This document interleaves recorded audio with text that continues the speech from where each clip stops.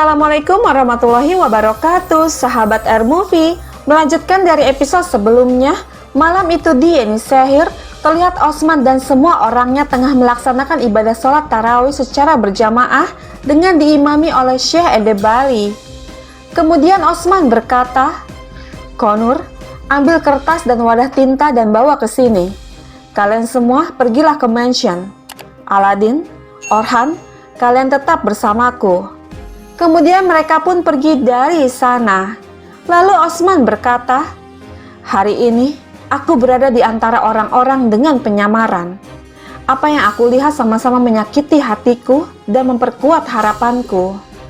Mendengar ini Orhan bertanya, "Apa yang kau lihat, Beim?" Dan Osman mengatakan, "Bisnis pedagang akan segera berakhir. Sementara mereka tidak bisa berdagang, seperti semuanya baik-baik saja, mereka harus membayar sewa. Katakan padaku, apa yang harus kita lakukan, nak?" Dan Orhan menjawab, "Siapapun yang peduli dengan koinnya selama perang harus membayar harganya, Beim. Siapapun yang peduli dengan properti akan kehilangan nyawanya." Aladin juga mengatakan, "Dalam keadaan seperti itu, kita harus melihat secara keseluruhan. Ketika perdagangan dihentikan, pemilik properti hanya dapat bertahan dengan pendapatan sewa." Lalu Orhan bertanya, "Haruskah kita melindungi pemilik dan menyanyiakan pedagang?" Dan Aladin menjawab, "Aku tidak berbicara tentang itu, tetapi jalan tengah. Pedagang akan menerangkan keuntungannya, dan pemilik properti harus mengatur sewa yang sesuai. Menuntut sewa sebanyak keuntungan dari seorang pedagang yang tidak bisa mencari nafkah akan membawa akhir bagi rakyat." Kemudian Osman mengatakan, "Jadi, katamu, saat yang satu mengalami masalah, yang lain tidak akan merasa nyaman. Setiap orang harus memikul tanggung jawab." Dan Aladin mengatakan, "Dan keuntungan pedagang harus akurat, itu tidak boleh terbuka untuk disalahgunakan." Lalu Osman berkata, "Syehim, kau mendengar anak-anakku, bagaimana menurutmu tentang itu?" Dan Syekh Edebali mengatakan, "Para siswa menjadi master, Osman Bey. Mereka tidak meninggalkan kata-kata untukku. Orhan dan Aladin benar tentang apa yang mereka katakan. Yang penting adalah menemukan jalan tengah.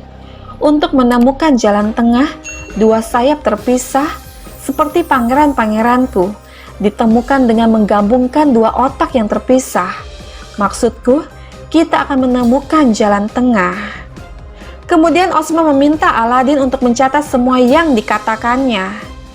"Tulislah, hukum Osman Bey, setelah tanggal 20 Ramadan, penjualan yang dibuat oleh pedagang akan dihitung, dan setiap orang akan memberikan sewa mereka dibandingkan dengan perdagangan yang mereka lakukan. Jika ada yang mencoba berbohong, maka mereka akan mendapatkan hukumannya. Mereka akan diadili dengan melakukan perbuatan haram. Setelah tanggal 20 setiap bulan, pernyataan akan diambil dari kedua belah pihak dan akan diperiksa setiap saat. Ini adalah hukum Osman Bey dan ini akan diterapkan." Di sisi lain, terlihat Cerkuta yang tengah duduk seorang diri berkata kepada dirinya sendiri, "Aku telah disebut orang gila. Karabe sama sekali tidak menyukaiku. Sekarang, apa yang akan aku lakukan? Bagaimana jika aku pergi dan berdiri tepat di depannya dan berkata, 'Hatun, aku tidak gila'? Bagaimana jika aku pergi saja dan mengatakan, 'Aku, putrimu, Ulgen'? Itu juga tidak akan berhasil. Dia akan berpikir aku gila, tapi dia lebih gila dariku. Dan kali ini, dia tidak akan memukul kepalaku begitu saja. Apa yang akan aku lakukan? Apa yang akan aku lakukan? Aku akan membuatnya menyukaiku. Dia bahkan lebih menyukai Gubrus daripada aku." Karabe yang ternyata sedari tadi berada di sana mendengarkan semuanya. Dia berkata, "Apakah kamu menunggu sahur, pria gila?" Seketika hal itu membuat Cerkutai sangat terkejut. Kemudian Karabe mengatakan lagi, "Ini adalah pertama kalinya aku melihat orang gila pertama." Dan Cerkutai mengatakan, "Aku setengah gila." Seketika Karabe berkata, "Apakah ada hal seperti itu? Aku tidak menyukainya." kamu akan menjadi sangat gila atau sangat pintar. Tidak ada kebaikan yang datang dari orang yang setengah-setengah. Sekarang, kamu setengah pintar dan setengah gila. Jadi, kamu akan membantuku." Mendengar ini, Cerkutai bertanya, "Apa yang kau inginkan dari orang gila?" Dan Karabe menjawab, "Aku ingin pengantin pria."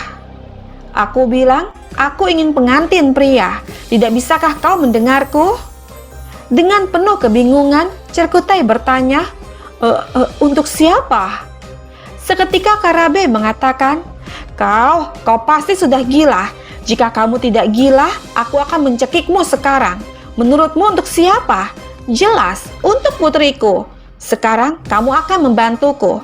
Seseorang yang berani dan pintar. Perhatikan apa yang aku katakan. Seseorang yang pintar, bukan orang gila. Berani, kuat, dan seseorang dengan hati yang kuat. Ulgen pantas mendapatkan seseorang yang seperti itu."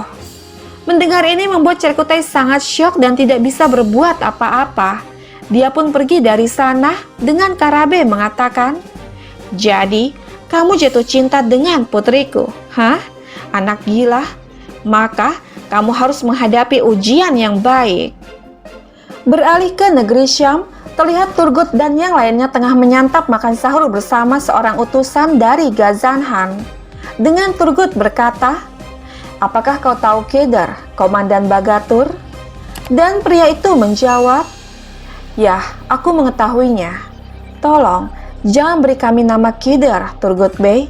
Jika tidak, mereka akan mengharapkan keajaiban dari kami." Kemudian mereka pun tersenyum. Lalu Turgut mengatakan, "Benar, kami terus bertanya kepadamu bagaimana kau menemukan segel Genghis Khan. Kau tidak memberitahu kami apapun. Jadi, bagaimana kami tahu bahwa kau tidak istimewa?" Dan pria itu mengatakan, "Namaku bukan Kedar dan aku bukan orang yang istimewa. Aku hanyalah seorang Mongolia yang dikaruniai dengan Islam. Ini adalah rahasia dan itu dilindungi sebagaimana layaknya." Kemudian Turgut mengatakan, "Bagaimanapun, jangan membuatmu berkeringat lebih banyak. Kami hanya ingin memastikan keamanan." Lalu pria itu berkata, "Lihatlah nikmat Allahku. Aku dikaruniai sahur bersama para pemberani seperti kalian selama menjalankan tugas kami. Terima kasih." Dan Turgut mengatakan, "Terima kasih juga. Suatu kehormatan bagi kami untuk berbagi makanan denganmu. Alpen, ayo kita sahur dan biarkan imsak. Kita akan berangkat setelah sholat. Pertama, kita akan mengambil Bayindir terlebih dahulu. Kemudian dengan izin Allah, target kita adalah Yenisehir. Evalah." Sementara itu, di Yenisehir, Osman berkata, "Turgut Bey dan prajuritnya yang pemberani melakukan tugas mereka di luar Seljuk. Sekarang, mereka pasti telah mengambil stempel Genghis Khan." Lalu Malun mengatakan, "Mereka menangani tugas berat ini, insya Allah, Beim." Dan Osman berkata, "Ya, mereka melakukannya. Mereka melakukannya. Tapi, ini adalah segel yang cukup kuat untuk mengumpulkan semua Bey Mongol di bawah satu bendera. Jika Naiman dan Talai memilikinya, maka mereka ingin mengusir umat Islam dari negeri ini." Mendengar ini, Cerkutai berkata, "Beim, Naiman akan lemah setelah kita mendapatkan segelnya. Lalu, apa yang akan membuat kita lebih kuat?"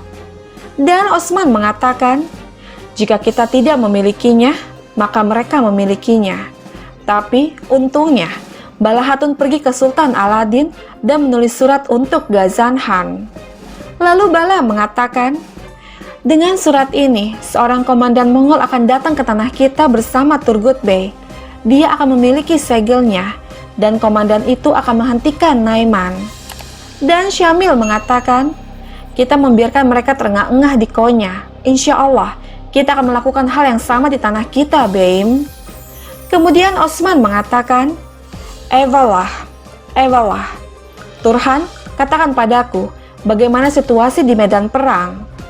Dan Turhan menjawab, "Beim, tidak ada jebakan. Medan perang tampak jelas, dan kedua belah pihak memiliki hak yang sama." Lalu Osman bertanya kepada Boran, "Bisakah kamu menemukan markasnya?" Dan Boran menjawab, "Kami tahu di mana mereka berada, Beim." Lalu Osman mengatakan, "Maka setelah matahari terbit, kalian akan mengirim Alpen ke sana, dan saat mereka bergerak, Alpen akan menembak mereka. Sekarang, buatlah sahurmu dengan baik malam ini. Bersiaplah untuk perang terbesar yang tidak pernah dilihat di tanah ini."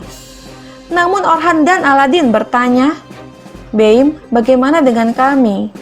Dan Osman menjawab, "Anak-anakku, kalian memiliki tugas lain."